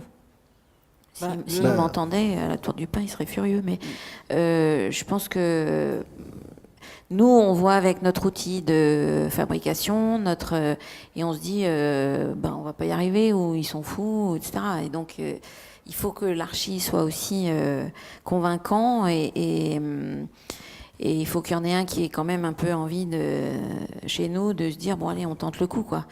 Mais je pense que ce qui est vachement important, très important, pardon, c'est la réunion de toute une équipe. Et c'est la base, quoi. Enfin, tout seul, on n'arrive à rien. Donc, et c'est aussi, il y a des nouveaux outils qui permettent aussi Alors, c'est oui. la question que de j'allais mieux poser. dialoguer. Par exemple, et même des fois, on crée des outils pour résoudre Oui, des oui. problèmes. Je vais donner un exemple tout simple. À Bordeaux, vous avez vu la forme, elle est ondulante comme ça, géométrie complexe. Les verres, ils sont sérigraphiés. Il y a des milliers de verres, ils sont tous en trapèze, tous différents. Il n'y en a pas deux pareils avec des angles différents. Et ils sont sérigraphiés avec un motif qui est le même partout. Et ils sont sérigraphiés. C'était important pour nous que ça soit sérigraphié par l'extérieur, parce que dans ce cas-là, la sérigraphie se voit davantage. Donc c'était de l'émaillage, pas de la sérigraphie numérique. Et ben, il y avait une question de prix, il fallait rentrer dans le prix. Et donc, on a fait ça avec 12 typons différents seulement, alors que tout est différent. Et l'industriel nous disait, mais c'est impossible, on ne peut pas. Et en plus, le fabricant, il voulait toujours que le motif soit collé sur la gauche, parce qu'il avait toujours fait ça, le truc collé sur la gauche, etc. Enfin, ils avaient demandé partout en Europe, ils savaient faire que comme ça, etc. Il a dit, mais faisons un autre outil, hein, mettez un scotch sur c'était tout bête, hein. Mettez un scotch sur votre table de réglage, ou faites-vous un outil qui permette de régler à l'axe au lieu de régler sur le côté. Et on a fait la démonstration, on a préparé à l'agence la démonstration de l'outil géométrique. Et finalement, c'est ce qu'ils ont fait en Espagne. Ils ont trouvé un gars qui a accepté de faire à l'axe. Et finalement, on a gagné énormément d'argent tous, enfin, surtout le maître d'ouvrage d'ailleurs, parce qu'on a réussi à le faire dans le prix. Mais a priori, ça a été une bataille, et tous ils disaient, ah non, c'est pas possible, ça n'a jamais été fait. De même que ça aussi, c'est une bataille, c'est tout bête, mais c'est une bataille sur toute une carrière pour passer de la sérigraphie phase 2 à la sérigraphie phase 1.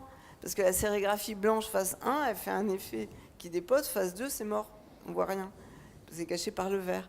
Et donc chaque fois, les entreprises disent, ah non, ça marche pas, ça va se sujet avec le temps.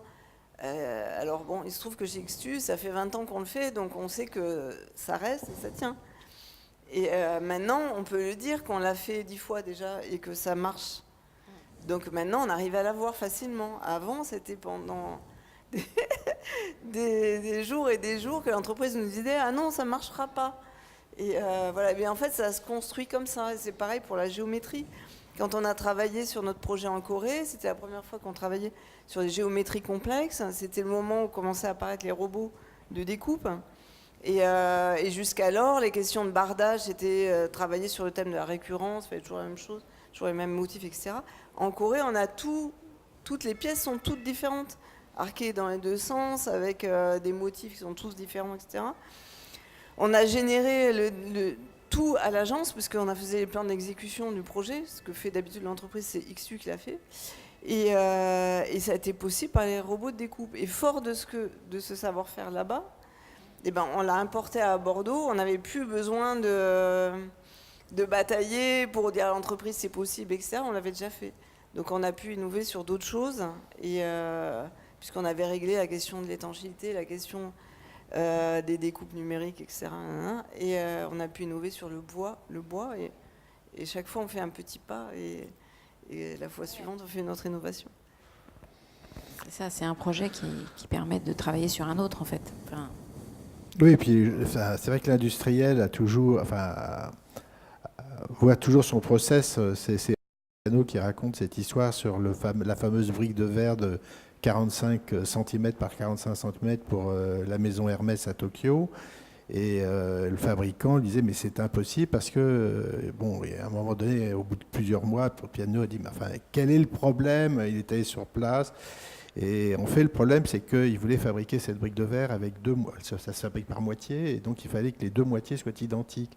Et il leur a dit, mais quelle est la raison pour laquelle il faut absolument que ce soit identique? Parce que si la face arrière se fait différemment, on règle le problème.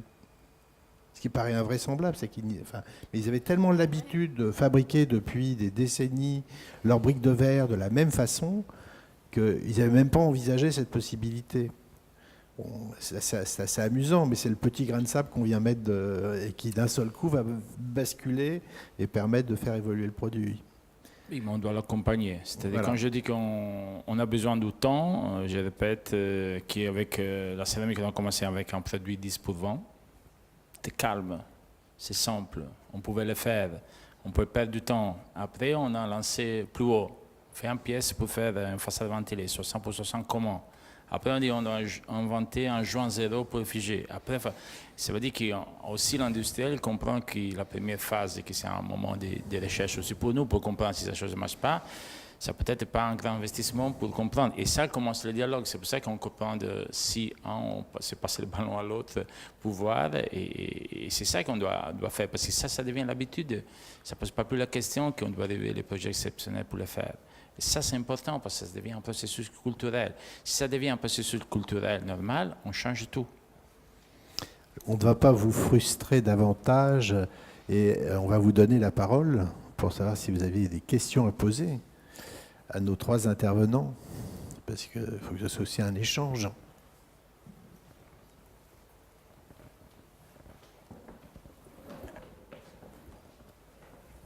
Bonjour, Jean-Michel, Société Terreal.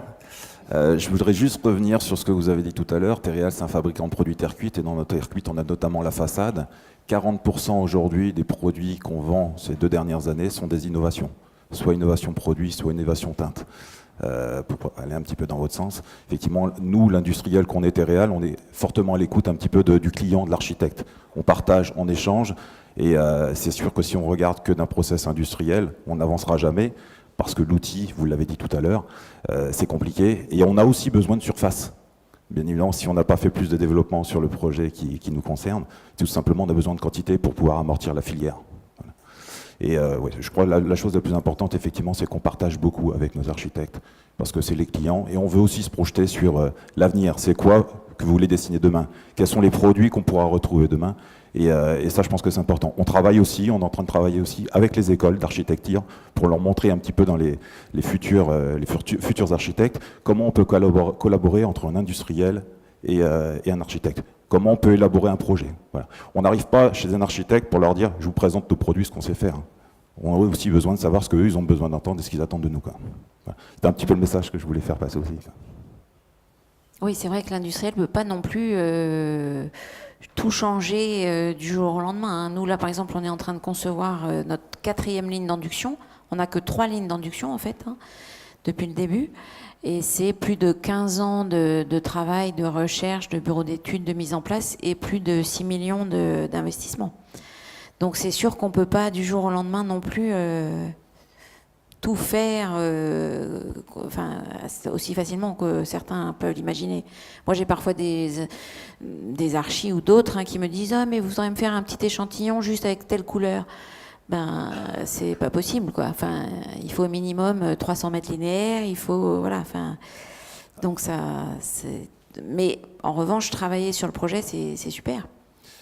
De pouvoir faire un échantillon, c'est pas le plus important. Le plus important, c'est d'être capable de le produire industriellement derrière. Ouais. Je crois que tout le monde est capable de faire des échantillons, voire en tous les cas de fournir des éléments. Après, c'est la nous, on faisabilité. peut pas toujours les échantillons, c'est Oui, le problème. c'est aussi un problème. Je veux juste dire aussi sur la terre cuite, la céramique, c'est pas l'homme qui décide, c'est l'argile, c'est un produit naturel. Et c'est vrai qu'il faut aussi tenir compte de sa plasticité, de sa perméabilité, de tous ces jeux. Mais c'est vrai que vous avez présenté des projets qui sont magnifiques, sur lesquels nous aussi on est en train de développer des couleurs ou des teintes ou des formats qui vont un petit peu dans le sens que vous souhaitez, quoi. Non, je voudrais juste appuyer ce qu'Alfonso disait. Je suis italienne aussi, et c'est vrai qu'on constate que chez nous, je ne sais pas si vous m'entendez, chez nous, on a un maillage de petites et moyenne entreprise qui fait la richesse de l'Italie, qui est aussi un problème aujourd'hui, un problème économique. Pas toutes ces entreprises se portent bien, malheureusement. J'ai vu, en travaillant longtemps avec les architectes, des entreprises en Italie créer des moules. C'est creuser la tête avec l'architecte pour arriver à une solution. Alors, est-ce que ce n'est pas une question aussi de taille? Est-ce que les grandes entreprises françaises, on a cité Saint-Gobain ou autres, enfin, je ne sais pas si c'est votre cas, mais des grosses entreprises qui amènent beaucoup de choses, qui font beaucoup de recherches, mais parfois ont des limites dans leur mentalité. Ça veut dire qu'ils ont intégré une habitude de faire les choses qui les empêche d'aller plus loin ou de justement juste de faire autrement, ce que vous disiez vous. Donc, est-ce que c'est ça? Est-ce que nous, en Italie, bon, on a des problèmes financiers, c'est évident, enfin, on a des problèmes, mais on a gardé une fraîcheur. Jamais un artisan, un fabricant, jamais va vous dire « je ne sais pas faire ». J'ai jamais entendu. On a eu des éditeurs français qui font évidemment fabriquer en Italie, dans le secteur du meuble, du design, c'est souvent le cas, mais dans la mode aussi, dans les accessoires, tout se fait, enfin, beaucoup de choses se font en Italie, jusqu'aux lunettes de soleil. Nous avons des entreprises formidables. Jamais personne vous dirait « je ne sais pas faire ». Ils vont tout faire pour faire, même si après ils ferment la porte.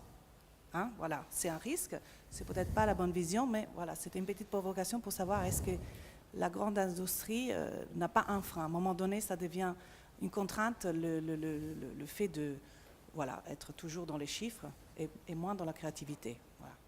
Oui, pour illustrer la question, par exemple, si on prend chez Saint-Gobain, je crois que c'est 300 brevets déposés chaque année. Et je ne sais pas combien, je crois que c'est 1 ou 2 qui sont réellement utilisés finalement.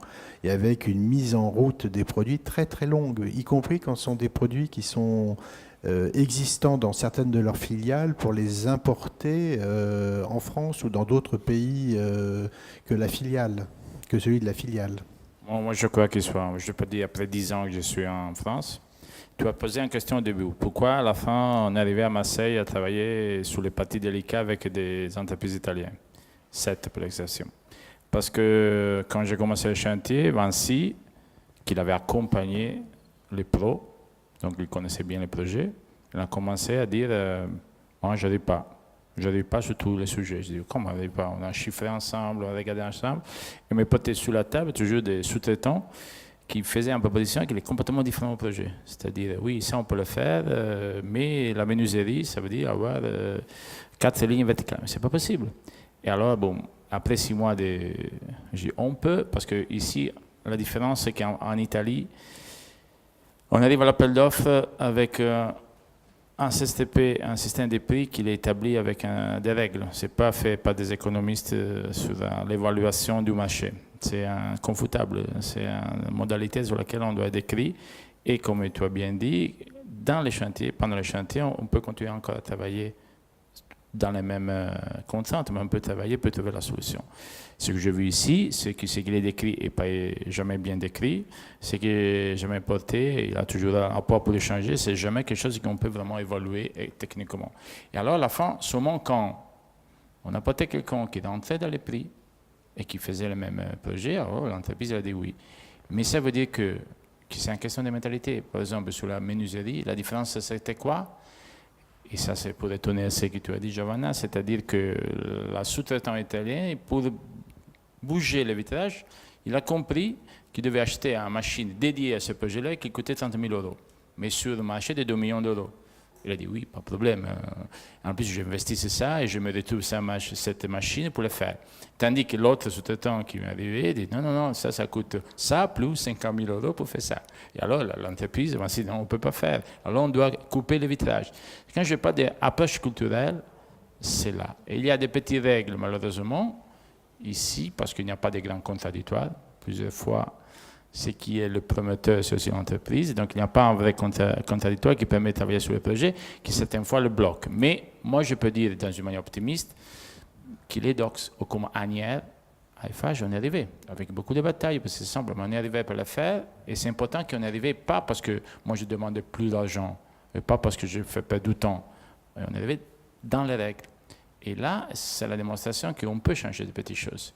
Mais c'est vrai que cette approche, c'est quelque chose qui, moi je pense que la contamination que peut avoir avec les deux visions, comme tu as dit bien, pour trouver la solution, après tu vas aller juste en Espagne. Pourquoi pas, on doit commencer à avoir une vision au moins européenne, c'est que c'est le mieux pour trouver la solution, et à la fin, les marchés, si quelqu'un gagne, il gagne sans problème, parce qu'il y a quelqu'un qui peut développer les choses. C'est ça qu'on doit changer le regard. On doit changer un regard avec une capacité des ressources qu'il y a au moins dans cet endroit du monde, qui c'est presque unique, qui c'est l'Europe, qu'il y a beaucoup d'expertises, comme on fait la France sur le béton et pas capable l'Italie, autre chose, et qu'on doit être plus mutuel et qui doit être porté sur le projet, avec une approche qui puisse, comme dire, se nourrir l'un avec les autres. Et ça, c'est la seule chose.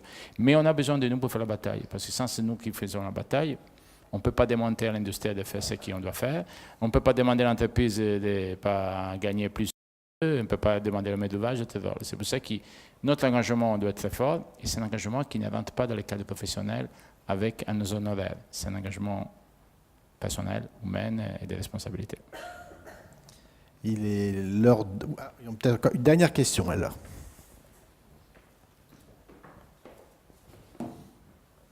Oui, Béatrice Mange, Société Target. Je vous écoutais justement dire à juste titre que souvent l'innovation dans les groupes industriels est difficile à faire parce que souvent les producteurs disent que c'est pas possible. Mais ce qu'il faut savoir, c'est qu'au sein de ces industriels, il y a aussi des départements qui sont soit des départements recherche, soit des départements design, qui eux-mêmes s'entendent dire de la part de la production, c'est pas possible. Donc le but aussi, au sein de l'entreprise, qui elle a envie d'évoluer, si vous voulez, c'est de pouvoir faire réaliser à la production des choses qui semblent impossibles. Et souvent, on a eu l'aide de nos clients et des architectes pour pouvoir justement faire un peu de forcing auprès des producteurs. Et je donne l'exemple de l'intervention de plusieurs architectes, notamment sur l'impression des encres interférentielles. Nous n'avions jamais imprimé, parce que nous fabriquons du sol, nous n'avions jamais imprimé d'encre un peu spécifique parce que le coût des encres classiques était celui qu'il fallait utiliser et on ne pouvait pas faire plus. Donc l'industriel, le producteur nous disait que ce n'était pas possible. Et en intégrant ces fameuses encres industrielles, on s'est rendu compte que c'était possible, c'était certes un peu plus cher, mais ça a fait décoller au niveau de l'innovation, au niveau des ventes, ça a fait décoller des produits.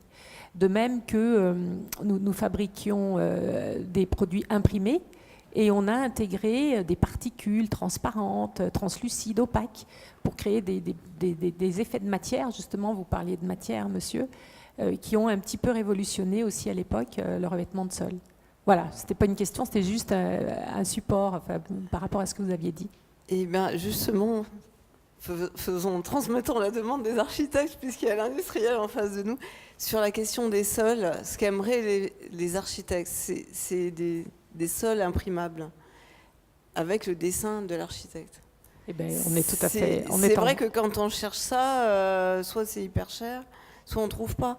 Et avec les qualités que vous avez, on aurait un motif ou un grand motif, pas un motif répétitif, mais un motif qui traverse les calpinages. Il y aurait une énorme demande là-dessus, parce que ce qu'on cherche, c'est à particulariser les projets. Et c'est vrai que souvent, on se heurte au fait que c'est pas dans le catalogue, oui. C'est pareil avec la couleur. Il y a des couleurs qu'on n'arrive jamais à voir. Du coup, on a toujours les mêmes et on est obligé de faire les projets avec la couleur du sol, à l'infus sur la couleur du reste, parce qu'il faut que ça soit coordonné. Donc on a toujours les couleurs aux couleurs de la moquette. Et c'est dommage, on pourrait avoir un truc spécial, ça serait tellement mieux. C'est pareil avec Terreal, par exemple. J'ai visité l'usine Terreal. C'est génial, ils ont un labo de recherche avec plein d'essais sur les couleurs. Ils ont des tas de trucs avec de la terre cuite, métallisée, avec des couleurs pas possibles, trop génial. Simplement, quand on visite, ils disent « Ah mais non, mais on peut pas le faire parce que c'est pas... on a décidé de pas développer. » C'est bête parce que avec ces couleurs futuristes, moi j'en mettrais partout. Mais voilà. Les couleurs, c'est un long discours. Mais c'est dommage. C'est vrai que les archis sont demandeurs de trucs différents. La terre cuite qui ressemble à la terre cuite, ouais, c'est difficile. Si elle ressemble au futur et à Mars, ça sera mieux. Hein. Mais c'est vrai que peut-être qu'il faut développer des choses qui permettent ou faire visiter davantage les usines. Nous, on est demandeurs d'aller voir dans les labos qu'il y a, les échantillons qui sont sous le coude, qui ne sont pas sortis, tout ça. Ça donne plein d'idées, on les utiliserait. Juste pour répondre très rapidement, hein, il y a un phénomène nouveau qui s'appelle l'impression digitale et qui va pouvoir nous permettre d'imprimer les décors voulus par les architectes, les couleurs voulues, sans être obligé de passer par le process d'impression héliographie, c'est-à-dire par des cylindres d'impression. Voilà. Et puis le reste, oui, on fait visiter, on a démarré ça il n'y a pas si longtemps, on fait visiter nos sites de production en Europe par ce qu'on appelle des green tours pour montrer justement comment on a évolué avec toutes ces problématiques de recyclage, phthalate free, etc. Donc ça aussi, c'est assez nouveau, mais on a avancé sur ce sujet. C'est dans le processus de conception du projet. Souvent, c'est vrai qu'on est demandeur. Parce que finalement, se retrouver avec le même produit que font tous les autres, ça ne va pas pour plein de projets d'archives. Il faut vraiment une écriture particulière. On fait que ce soit un hôtel, que ce soit un musée, enfin un équipement particulier. Il faut particulariser le truc, quoi. Et je suis sûre qu'il y a plein de trucs à développer. Ça s'est fait pour le métal. On n'aurait pas imaginé il y a 20 ans qu'on faisait tous ces aspects avec le métal découpé dans tous les sens. C'est parce qu'il y a eu juste des robots qui ont permis de le faire. Et il y aurait la même chose pour d'autres procédés. Ce serait génial. Merci de votre attention. Le temps de conclure est venu. Et je vais juste me servir pour conclure d'un slogan que j'ai vu durant la manifestation de la journée de la marche pour la science. Il y avait une banderole qui proclamait « Des idées construites valent mieux que des idées reçues ». Voilà ma conclusion.